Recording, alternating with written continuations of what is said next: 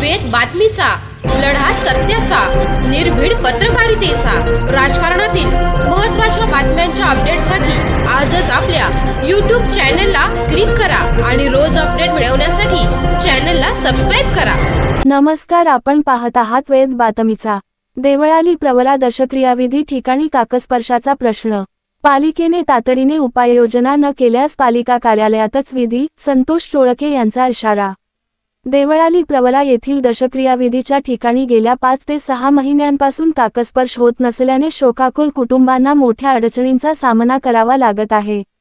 याबाबत देवळाली प्रवरा नगरपालिकेने तातडीने उपाययोजना कराव्यात, अन्यथा यापुढे पालिका कार्यालयातच दशक्रियाविधी करण्यात येईल, असा इशारा वंचित बहुजन आघाडीचे जिल्हाध्यक्ष व देवळाली प्रवरा नगरपालिकेतील विरोधी नगरसेवक संतोष चोळके यांनी दिला आहे। यापूर्वी दशक्रियाविधीच्या ठिकाणी सकाळी 7 ते 7.30 या वेळेत नियमितपणे काकस्पर्श होत होता।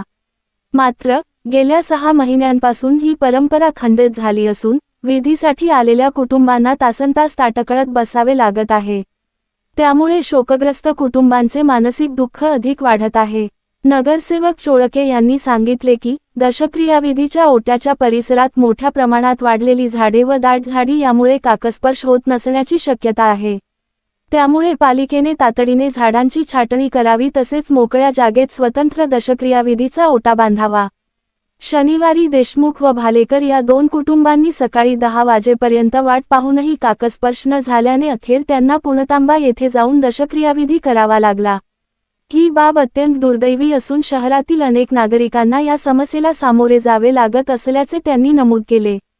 शहरातील नागरिकांची भावना लक्षात घेता नगरपालिकेने तातडीने मोकळ्या जागेत दशक्रियाविधीचा ओटा उभारून आवश्यक सुविधा उपलब्ध करून द्याव्यात, अशी ठाम मागणी नगरसेवक संतोष चोळके यांनी केली आहे। आज या देवळाली प्रवरा येथील दशक्रियाविधीचं जे ठिकाण आहे खटकळी, या ठिकाणी कमीत कमी 4 ते 5 महिन्यापासून कावळे पिंडाला शिवण्याचं प्रमाण कमी झालेलं आहे।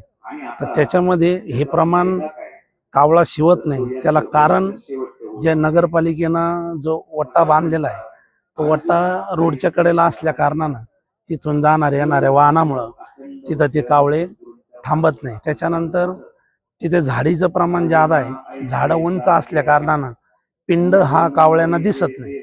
आणि त्याच्यामध्ये आता थंडीचे दिवस आहे, या थंडीच्या दिवसामध्ये ते कावळे तिथं थंड वातावरण असल्या कारणानं तिथं कावळे उतरत नाही। तर पालिकेला मी या व्हिडिओच्या माध्यमातून ही विनंती करतो का तातडीनं तो वाटा या मोकळ्या जागेमध्ये पालिकेनं बांधावा, अन्यथा आम्हाला तुमच्या ऑफिस समोर एखादा दशक्रियाविधी करावा लागेल, याची मुख्य अधिकाऱ्यांनी नोंद घ्यावी आणि तातडीने याच्यावर कारवाई करावी। कारण हे ठिकाण हे शेवटच्या क्षणाला माणसाला शांती देण्याकरता, हे ठिकाण श्रद्धांजली देण्याकरता हे ठिकाण आहे। आणि त्यामध्ये त्या माणसाला जर कावळा शिवला नाही तर वेगवेगळ्या प्रथेप्रमाणे हा दावा कोलतांब्याला न्यावा लागतो, वेगवेगळे, म्हणजे त्या कुटुंबाला खूप त्रास होतोय। तर हे ज्या घरातील माणूस जातोय त्याला आणखीन त्रास देण्याचं काम पालिकेने करू नये। पालिकेने याच्यावर तातडीनं निर्णय घ्यावा ही विनंती करतो आणि थांबतो।